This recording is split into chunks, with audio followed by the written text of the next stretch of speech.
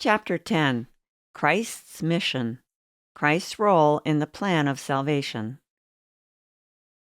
The plan of salvation required someone to carry out its most difficult task. Now, let's take a closer look at what salvation through Jesus Christ really means. Salvation, of course, is another word that carries a lot of baggage. What salvation essentially means is that we are never locked out of heaven, for Christ offers endless forgiveness and acceptance, meaning that no matter how badly we mishandle a situation, if we ask for help in finding a way forward, we will receive it.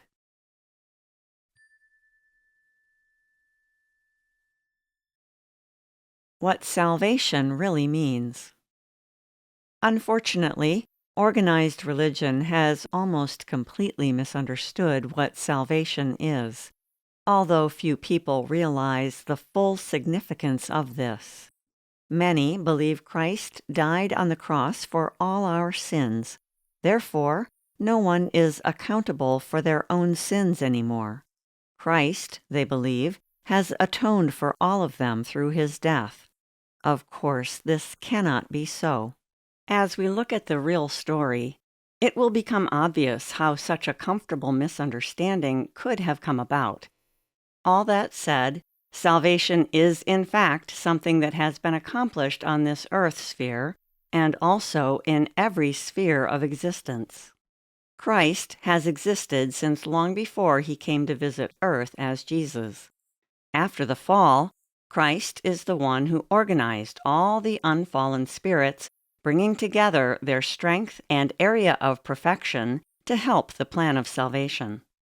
It's important to understand that each created being has been created perfectly in one way. So each represents a divine aspect, like love, wisdom, or courage, for example. Since every thought, feeling, ambition, and act is a spiritual form, it creates a world.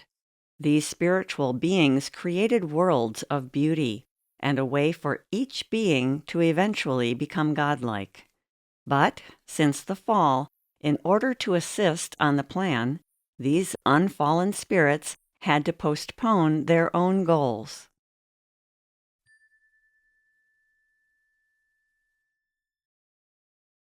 The crux of the matter. From our human perspective, millions and millions of years passed, waiting for enough fallen spirits to have enough longing to get back to God. This needed to happen for Earth to come into existence and humans to begin incarnating here. While all of this was going on, Christ was busy preparing, working, and planning ahead. When the time was right, he sent various pure spirits to live on Earth. Some great prophets and so-called saints fit in this category. He also organized the teachings that the pure spirits would deliver. This would take place either through inspiration and guidance or through communication with God's world. The painstaking detail of this cannot be overstated. Everything had to work out so that it would comply with spiritual laws of justice. Still, no matter how much a human being developed while living on Earth, when death came, or even during sleep, the soul still returned to the dark spheres. Even if someone sincerely improved and began to create light and harmony within themselves, those newly formed spheres remained under Lucifer's dominion. And Lucifer had no intention of surrendering his authority over such souls. As a result, a person could not yet become completely free of Lucifer's influence. A soul would possess both harmonious and disharmonious spheres at the same time. In fact, something similar still happens today. Whenever our development is uneven, when we are purified in some areas but still blind or weak in others, we carry both the light and the darkness we have created. At a certain point, there was a ripeness, a readiness among those who consciously desired to have complete union with God. This was the time for the most important part of the plan of salvation to take place. And Christ took this part upon himself. There was a deeper reason for this, beyond his infinite love and compassion for his fallen brothers and sisters. Lucifer had developed an intense jealousy of Christ, so it was logical for Christ to prove his love through his great sacrifice and work. Through his deed, Christ would make it possible not only for all fallen creatures to return to God, but for Lucifer himself to return as well, though far in the future. God made Christ the King of the universe, and with such high privilege comes the strongest responsibilities. The way Christ carried this heavy burden, he gave us all an excellent example to follow.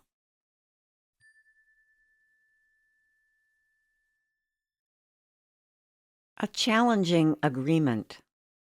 When the time was ripe, Christ confronted Lucifer himself. Christ said, "Many spirits no longer wish to remain under your rule. They long to return to God. You must set them free."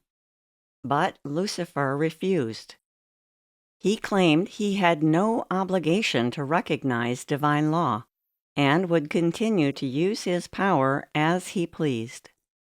Christ replied, "In that case, there must be a war between our worlds." To us, this may sound strange, as though Christ and Lucifer simply spoke together like two human beings. Yet everything that exists on earth is only a faint reflection of what exists in the spirit world. There, everything has form. Love has form. A beautiful thought creates form. Even wicked thoughts create form. Here, only material objects have form. This may sound childish, this notion that Lucifer and Christ would talk together like two human beings, but that's basically what happened. It just wouldn't have looked exactly the same as when we talk.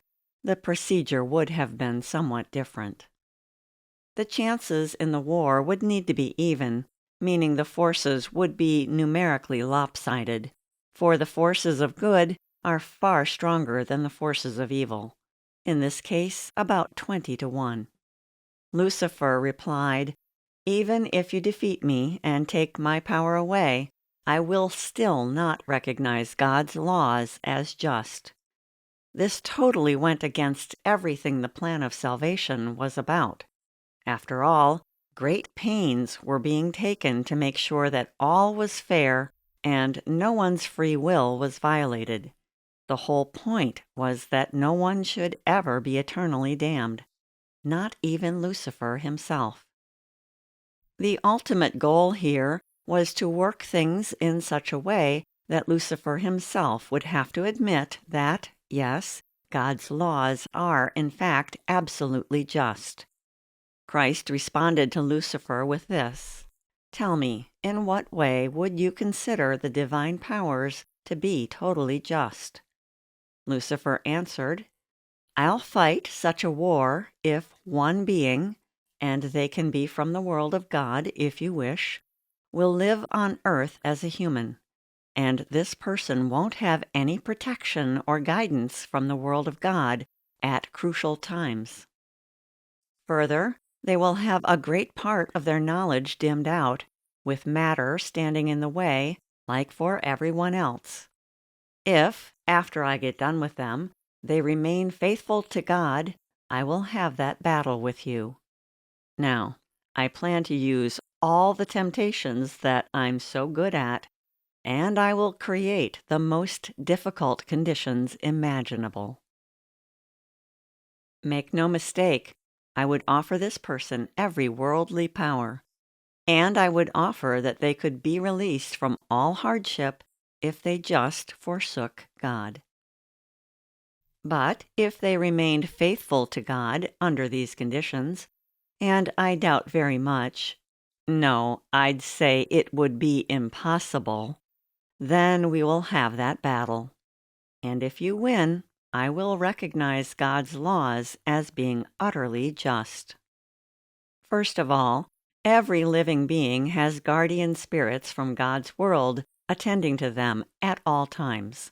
Of course, some people's attitudes may keep these spirits from being able to come very close. Nevertheless, they are there in the background, observing. Their work is to make sure that nothing happens to their protege that is not in keeping with God's laws, or that the person may be too weak to handle. This idea of being left all alone on planet Earth without the support of God's spirit world would be an extreme hardship, not to mention having to resist attacks, challenges, temptations, you name it. No human being had ever endured such a thing. Looking back from the vantage point of where we stand now, no matter how pure and wonderful his teachings may have been, Christ cannot be compared with any other person who has ever lived. There is no comparison. Christ showed us what others have also taught, but he did it under circumstances that were infinitely more difficult than what anyone else has ever had to bear.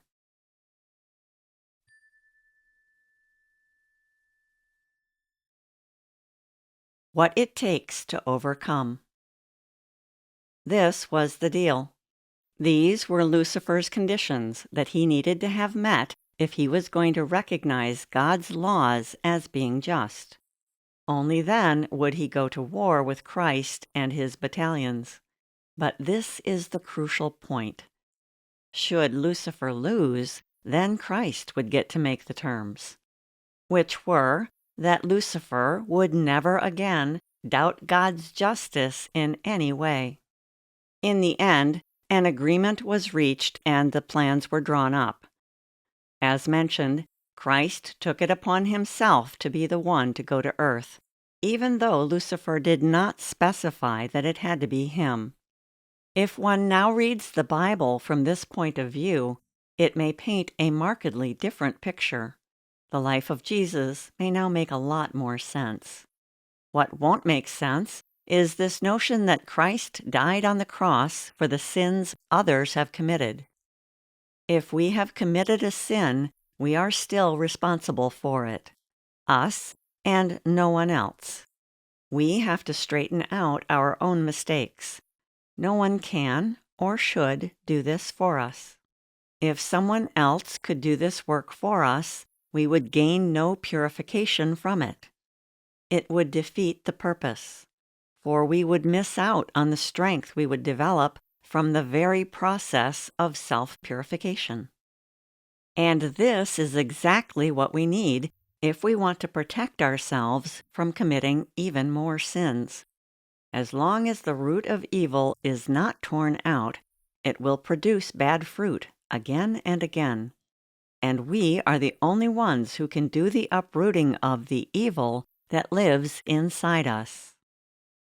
So no, giving us a free pass for our transgressions is not at all the reason that Christ suffered and died for us.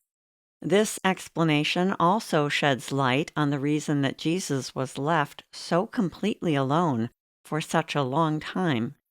Just as for any other person coming to planet Earth, he didn't have the same knowledge once he got here that he had as a spirit.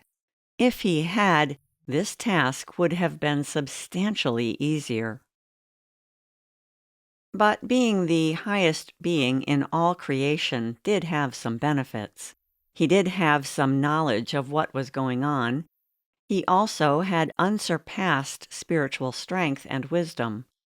But there would be no purpose at all for coming to earth, as true for Jesus as for anyone, if he had the same knowledge here in the flesh as we do on the other side of the veil. What would be the point of coming here at all? And so Christ came to earth, knowing the ordeal that awaited him.